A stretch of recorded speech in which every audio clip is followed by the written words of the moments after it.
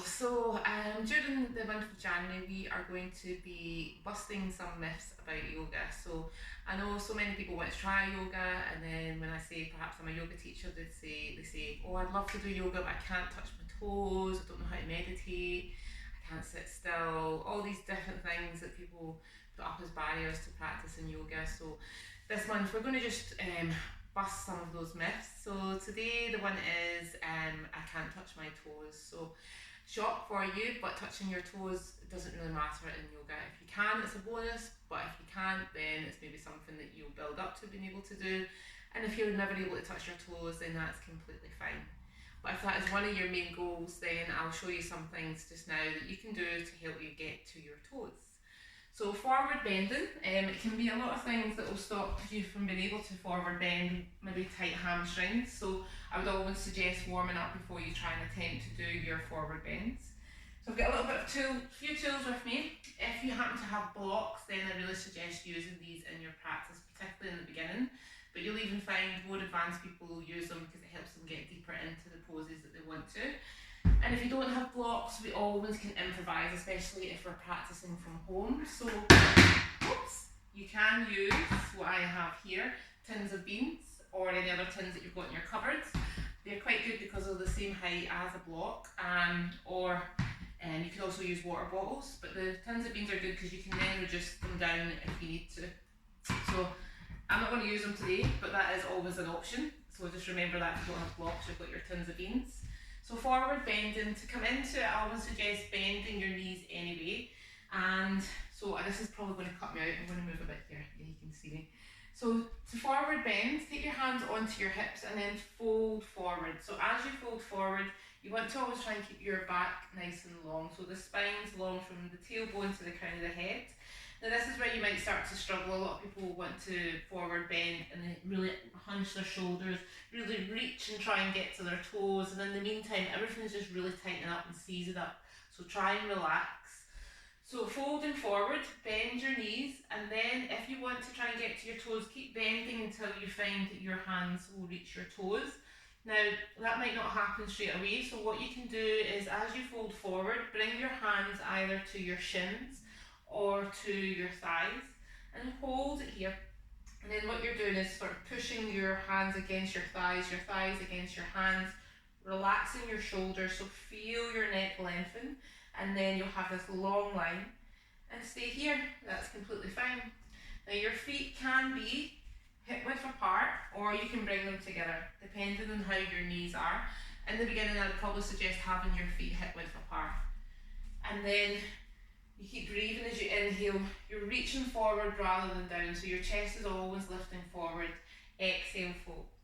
And then you might feel that you can bring your hands down a bit more towards your shins, and then you keep working with that. And then if you want to, you go a bit deeper. What I suggest is trying to keep your stomach as close to your thighs as you can, and then you might be able to reach for your big toes. If not, hands will come down towards the mat. Now another option is to use your blocks or your tins, and then you will take them, hands are underneath your shoulders, you have the blocks there, and then you press your palm of the hands into the blocks. Start to straighten your legs and then bend if you need to, so you don't have any tightness through the hamstrings. Keep bending as much as you need to. Have your fingers facing forward, push up so that you're opening up through the shoulder blades here, and then you find the length again. So the main thing is you're not wanting to hunch the shoulders. Keep the length, keep that flat back, almost like you're balancing something on your back.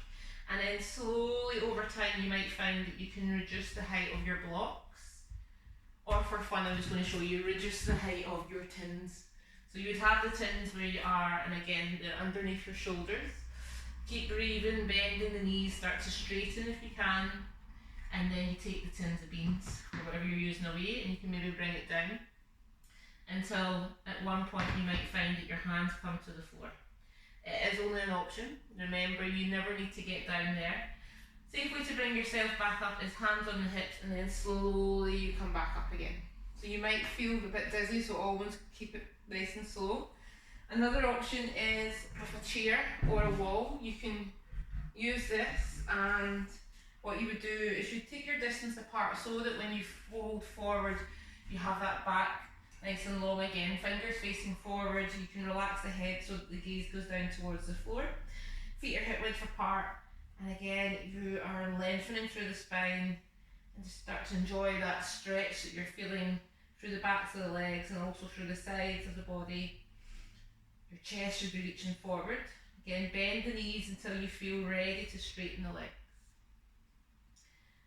And then to really work with releasing tension through the back of the hamstrings, what I would suggest is either with a block or if you have a blanket and a mat, take your blanket so it's in this sort of rectangle shape, so folding it in half, and then roll your mat up with the blanket as tight as you can.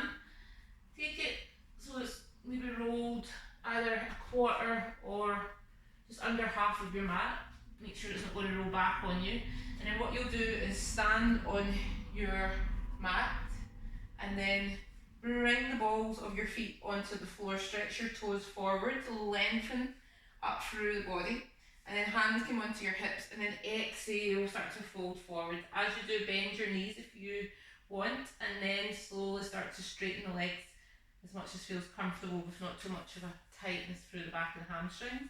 Then again, you would use your blocks or your other substitute that you're using, and then you place your hands underneath your shoulders, fingers facing forward, relax the neck, and then breathe here. And all these options, I would recommend breathing for maybe around 5 breaths or more or less. So you do that for 1 round, then come back up again, and you can swap it over. This is probably going to feel a bit tighter through the calves as well. I know this one, because I've got short legs, I start to feel it. But you'll have it so that your heels are on the floor, your toes are stretching forward, you're lengthening, and then again, hands on the hips, exhale, fold it forward, maybe bend those knees to begin with, start to straighten the legs.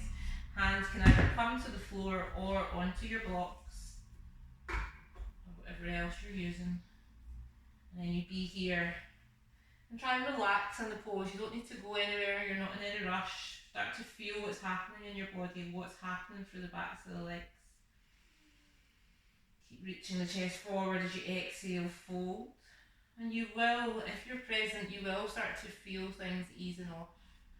The main thing is to have patience. Don't be in any rush.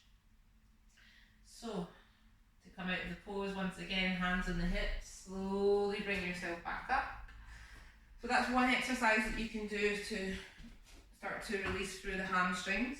You can also do it with the blocks. I'll show you very quickly the same thing with the plie. You bring the blocks together, so in a line like that, and then you bring your heels onto the blocks. I do prefer this option, but the softer option is with the mat rolled up. And then you exhale, same thing, fold forward. Hands can come down to the floor or on your blocks, hold it here and breathe. And then you would swap it over, bring the balls of the feet onto the block this time, heels on the floor, and then folding it over. Keeping that core engaged, the back strong, and then coming back up, shake it off. So that's a couple of options for you. So you've got no excuses now to say that you can't touch your toes. We would love for you to give it a try at Shambhala Yoga. There is actually a beginner's course starting at the end of the month, so if you are interested, then get in touch with us, and we will be sharing other yoga myths throughout the rest of the month, so stay tuned. I know my head is actually getting cut out in this camera, but all good. Have a great day, and I'll see you all later. Bye.